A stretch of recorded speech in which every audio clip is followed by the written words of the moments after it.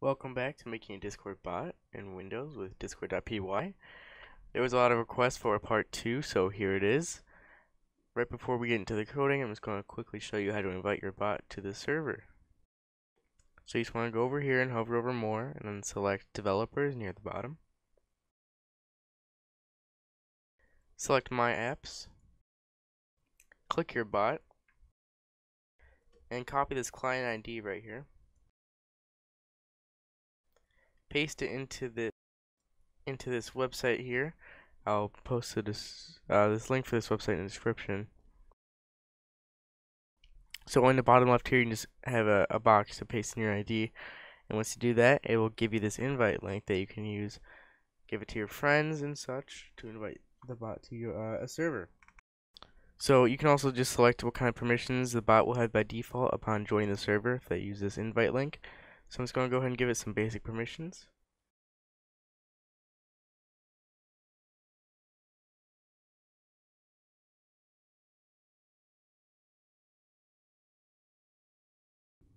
Now that I've added my permissions and I've put in the client ID, I can just copy this URL.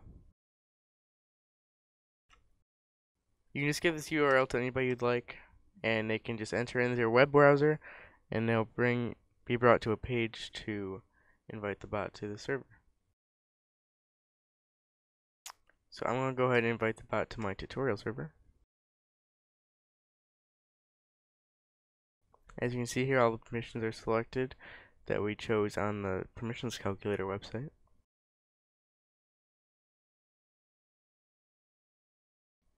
Now we have the bot authorized and invited to the server, we can begin coding.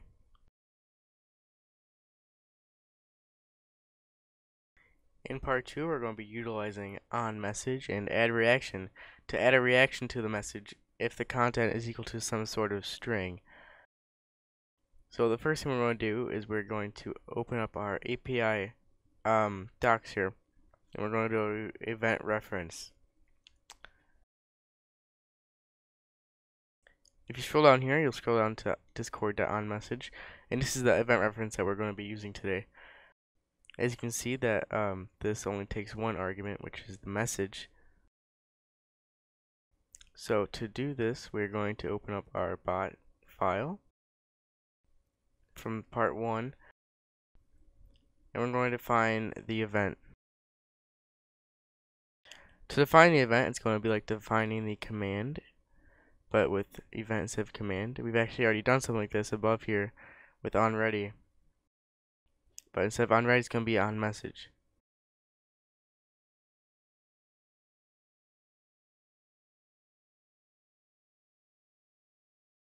And for our argument, we're just going to put in message, because according to the docs, message is the only argument that onMessage takes.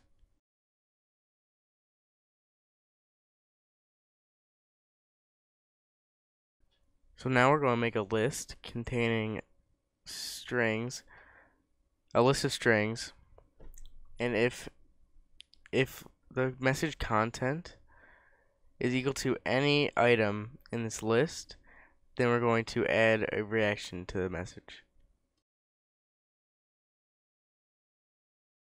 So to create the list, we're just going to be doing list of strings. We're going to call this list of strings. And we can define this variable as a list by putting open and close square brackets.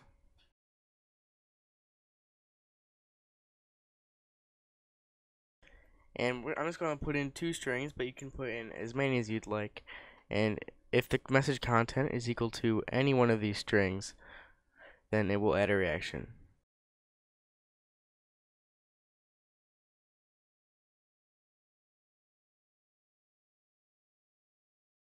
So I have 2 strings in this list now. Now we get on to coding the onMessage event. So the first thing we want to do is check if the message.content is in list of strings. To do this, we just type if message.content, because message.content, according to the docs, returns a string of the content of the message.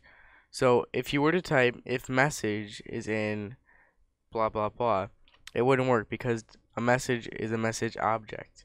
And to get the content of the string, you need to use message.content to get the string version of what is in the message.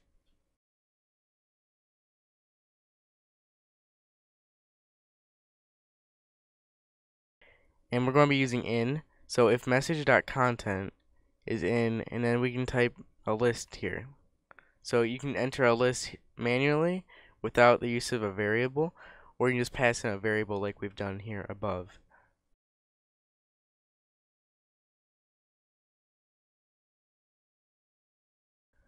So currently we have if the message content is in list of strings, then we're going to do something down here, execute some code that will run. What we're going to do is we're going to add a reaction to the message. So to do this, open our API reference, Control F for add reaction, and we can see what arguments we need to give it right here. We also see that this function is a coroutine, which means that we're going to have to put await in front of the call. To begin, we're going to put in our await so we don't forget it later. And then because this is a client function, we're going to have client dot and then the function name, which is add reaction.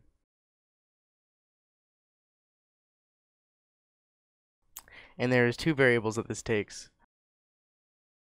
which are message and emoji. So the message object, not the contents of the message, the actual message object, and the emoji that we want to add. Our message object can just be propagated through here because onMessage automatically gives us this variable to work with, which is the message object. So we can take this onMessage message from the onMessage and we can pass it into our add reaction.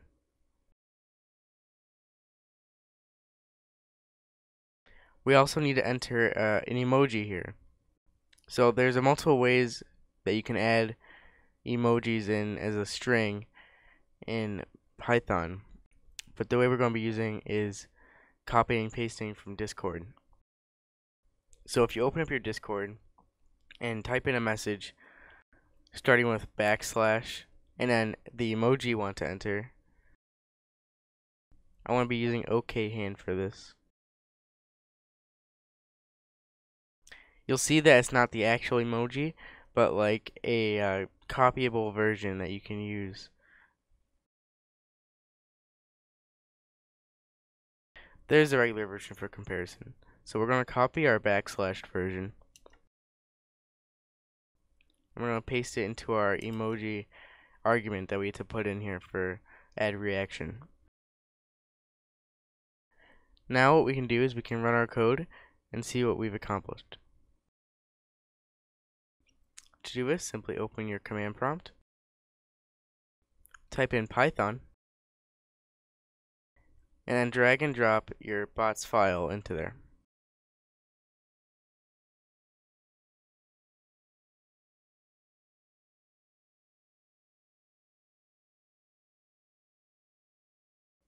As you can see, our bot is logged in as tutorial with the ID and then the Discord library version. In our Discord, you can see that the bot's online here in the top right. And if we enter a message containing one of our strings that we put in our list of strings, you'll see that the bot will add a reaction to that message.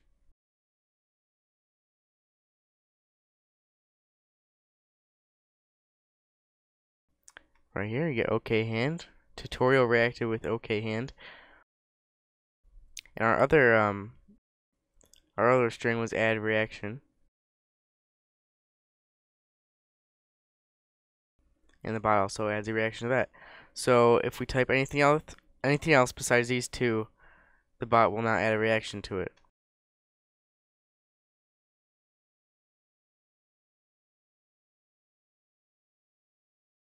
As you can see, the bot didn't add a reaction.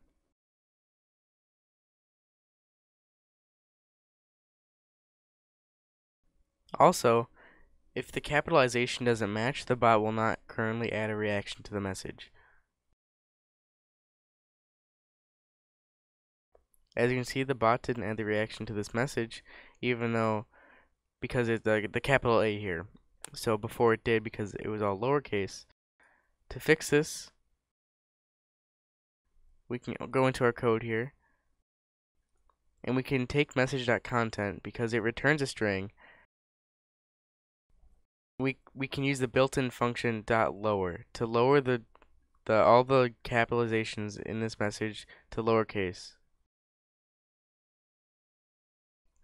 So what this does is it takes every capital letter in message.content and it lowers it to a lowercase letter. Now if we save our code and restart our bot, we can see what changes we made.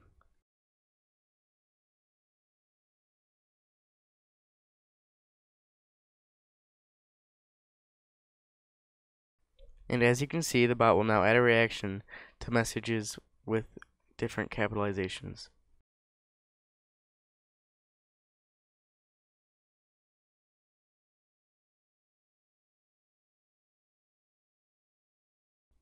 Thank you for watching part 2 of this tutorial. Stay tuned for more.